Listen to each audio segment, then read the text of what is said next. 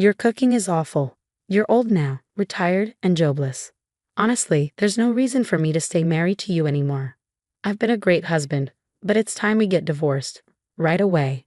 No alimony, just a fair 50/50th split of everything we own, including your $200,000 in retirement savings.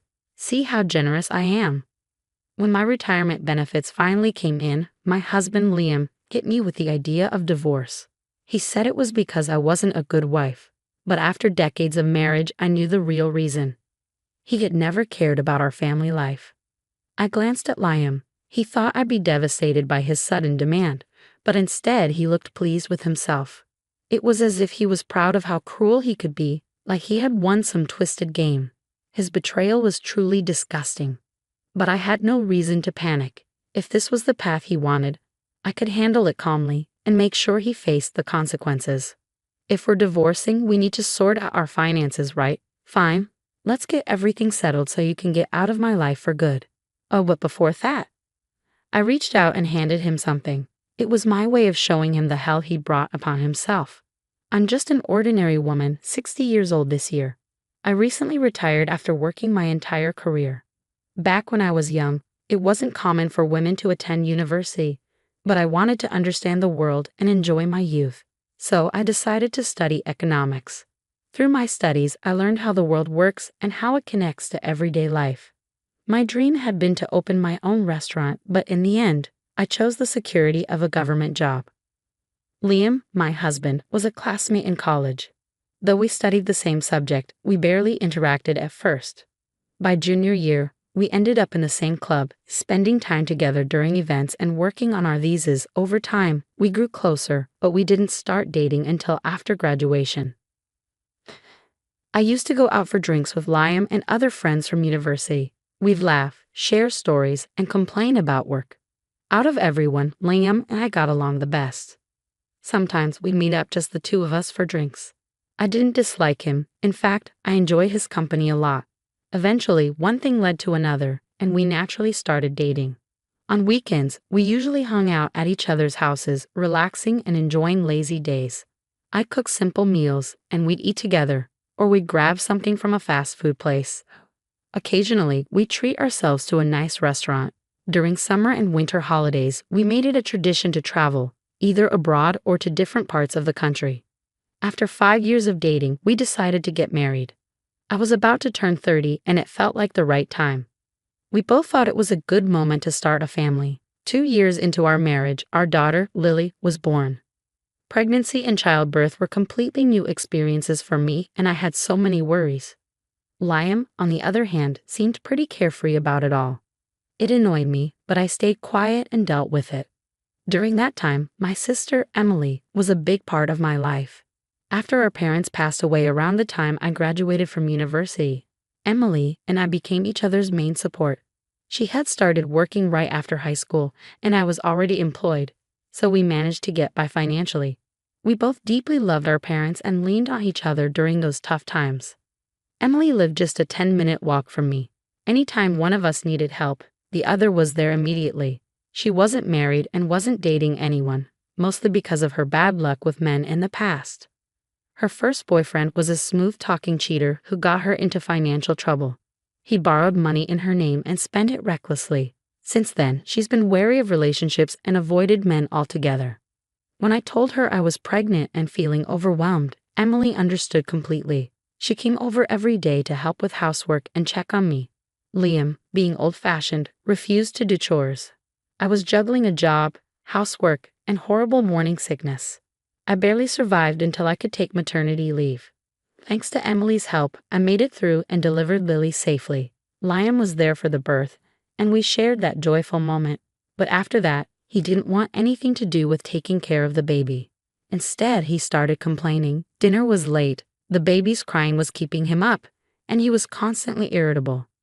On those tough days, Emily stepped in again. After work, she'd come over to help with the house, and she adored Lily. Emily was also good at handling Liam when he was in a bad mood. "Oh, Liam, what are you even talking about? Just relax and have a drink," she'd say, turning the mood around. And somehow, thanks to her, I managed to keep everything together. Balancing housework and childcare was exhausting, but we held on to our tradition of traveling in the summer and winter. That became my motivation to push through the hard times. Thankfully, Lily grew up healthy. She worked hard and got into the university she dreamed of. She studied Spanish there and developed a love for traveling abroad. She wanted a career that would allow her to follow her passion and keep improving her skills after graduation. Lily eventually became a translator for a trading company. She handled complex documents and did her job so well that I couldn't help but feel proud. She was independent now, and as I approached retirement, I was looking forward to starting a new chapter in my life.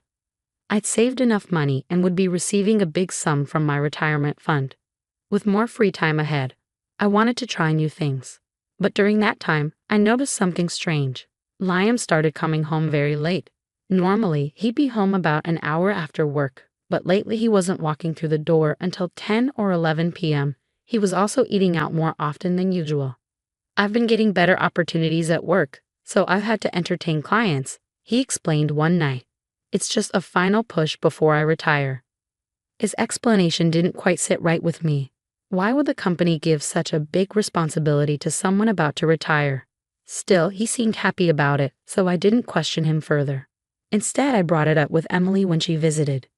Liam's been coming home late a lot recently. He says he's taking clients out, but do you think he might be having an affair? He's turning 60 soon, and it just feels odd. Emily laughed it off.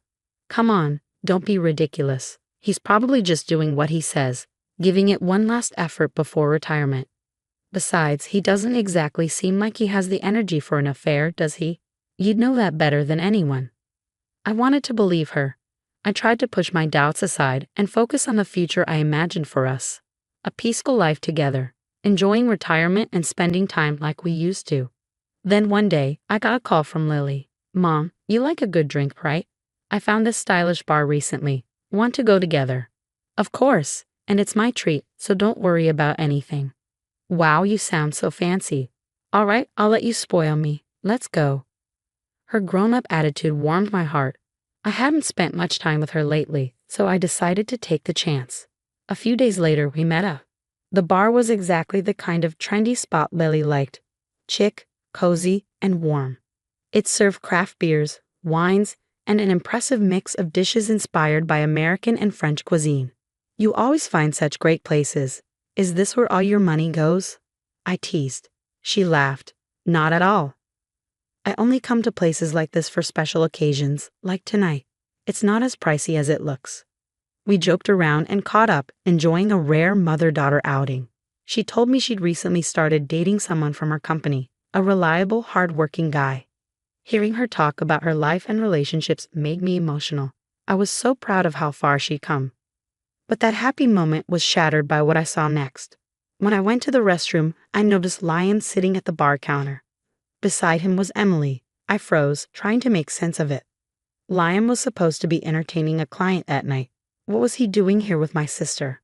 At first, I thought it might just be a coincidence, but then I noticed their body language. They were sitting far too close, like a couple.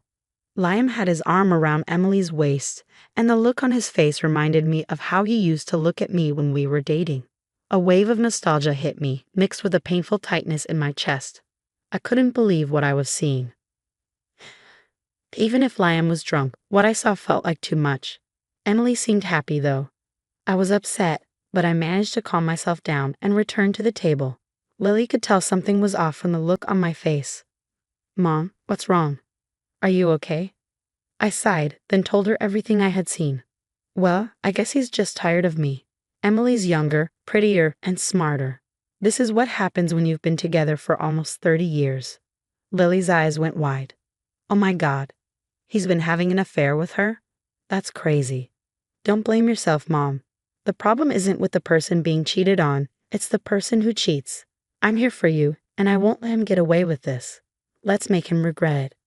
Her words gave me the strength to face the truth, and I decided to confront Liam. Following her advice, I began secretly taking pictures of him and Emily together as proof. 3 months later, I officially retired. It was a mix of emotions, bittersweet because I had worked there for so many years, but also exciting because I was ready to start a new chapter. I spent my days doing housework and exploring the things I had always wanted to try. Liam, who was the same age as me, still had 6 months to go before retirement. "Hey, how much do you have in your retirement fund?" he asked me one day after I retired. $200,000. Why do you ask? Oh, no reason. Just curious about how much I'll get when I retire in 6 months. I could tell he had something planned, but I acted like I didn't notice. Then 2 months later, Liam suddenly changed his attitude. "We're getting a divorce." "Excuse me? What's going on?" He sighed and said, "I've been thinking about it for a long time. Your cooking's terrible. It never tasted good. I used to think you were pretty, but now that you're older, you've gotten really haggard. Honestly, I'm embarrassed to be seen with you. And you lack empathy. That's a huge issue for a woman, don't you think? I don't know how I've put up with you for all this time. I've reached my limit, and I want a divorce." I wasn't surprised by his words. "Well, if you felt like this for so long, then I agree. Let's get a divorce. I can't be with someone who despises me." I agreed immediately, and he grinned like he had won something. "Thank you for all your hard work. Now let's talk about finances. I'm taking your retirement fund. It's shared property." "I see. Then I'll make sure to ask for alimony," I said calmly. "Don't pretend you don't know anything," he shot back. "I don't know what you're talking about," I replied. "Don't make this harder than it has to be. You still insist you don't know about this," he pressed. I placed the evidence, the photos of his affair, on the table. "This is from 2 months ago when you said you were out with clients, but you were actually with Emily. After I retired, I hired a private investigator to gather evidence. It turns out you were meeting her almost every day. No wonder she stopped coming around and stopped contacting me. From now on, I'll be staying with Lily until the divorce is finalized. You and Emily can live together now. I'm not coming back. Goodbye." I packed my bags and went straight to Lily's place. I explained everything to her, and she welcomed me warmly. "Looks like you got everything sorted out. Good job, Mom. Make yourself at home until you find your own place." "Thank you. I'll stay here for now. If your boyfriend comes over, just let me know, and I'll step out." I filed for divorce from Liam and also filed a civil claim against Emily with the lawyer I'd already spoken to. I asked him to make the alimony higher than usual for a mature divorce. Liam and Emily were shocked when they saw the amount and immediately called me in a panic. "Hey, you're awful. What is this amount?" I asked my lawyer, and he said it's fair. There's no way to hide your affair, so please don't complain. "Emily's with you, right?" "I don't know how long you two have been together, but I'm angry with her too. She was the only family I had left. You both better pay every penny. I'll leave the rest to my lawyer." "Wait. I already used your retirement money to buy the car. What am I supposed to do now?" "Why should I care? You bought it, so you pay for it. If you don't have the money, return it or get a loan yourself." I hung up on him after that. Then I reported the divorce to his boss, whom I knew well because he'd come over for dinner a few times. I didn't want Liam spreading lies about me at work. "I'm sorry to bother you, but I wanted to let you know that Liam and I are getting a divorce," I said. "What?" He never mentioned it. "What happened?" "He was having an affair with my sister. On top of that, he tried to take my retirement money. Can you believe it? This is serious. I'll report it to my superiors." After that, things didn't go as Liam expected. The divorce was finalized, but I was curious about what happened with the car. Still, I didn't have time to worry about it, so I let it go. A month after Liam retired, he showed up at Lily's house. Since her place was cozy and I couldn't find an apartment I liked, I was still living there. "I'm sorry, can we get back together? Paying alimony is hard, and I'm struggling to live a normal life," he said, looking desperate. He went on about how difficult things had been for him at work since the affair came to light. He felt embarrassed, and his retirement fund had been significantly reduced because of the evidence against him. Of course, he also had to give up on buying a car. He hadn't saved much money since he had been depending on me for everything, and his Social Security wasn't enough to live comfortably. When he had to pay a huge alimony, both he and Emily broke up. They struggled to pay the amount. Emily had been counting on my retirement money too and had bought things on credit. Now, with her debts piling up, she was in financial trouble.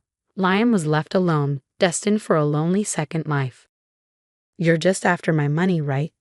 Do you even realize you've been talking only about yourself since you got here? I don't care about you anymore. You cheated on me and tried to take my money. Karma caught up with you. Now leave, I said. Wait. I'm so sorry. You're right, he begged, getting on his knees. His apology looked fake, like something he was doing to get sympathy at work too. Lily finally spoke up after listening to all of this.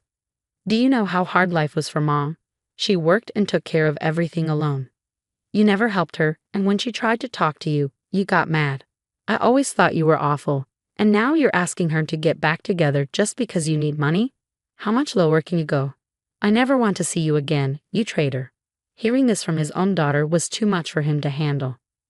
Now I'm completely free from Liam, and I'm enjoying a peaceful second life. I found the perfect apartment for myself, and I've been hosting home parties with my kids, friends, and coworkers. Thanks to my retirement fund and the alimony, most of my financial worries are gone, and I live comfortably without stressing about money. My relationship with Lily has gotten better. She recently introduced me to her boyfriend, and he's a great guy, just like I thought he would be. I trust him to take care of her. They even take me on trips when they have free time. Lily says she wants to make up for all the years I took care of her, and I know she just wants me to feel loved and supported. The only thing I hope for now is to see my grandchildren someday, but I'm willing to wait patiently. Now that I'm settled, I'm finally starting to follow my dream from when I was younger, running my own little cafe. My second life is just beginning.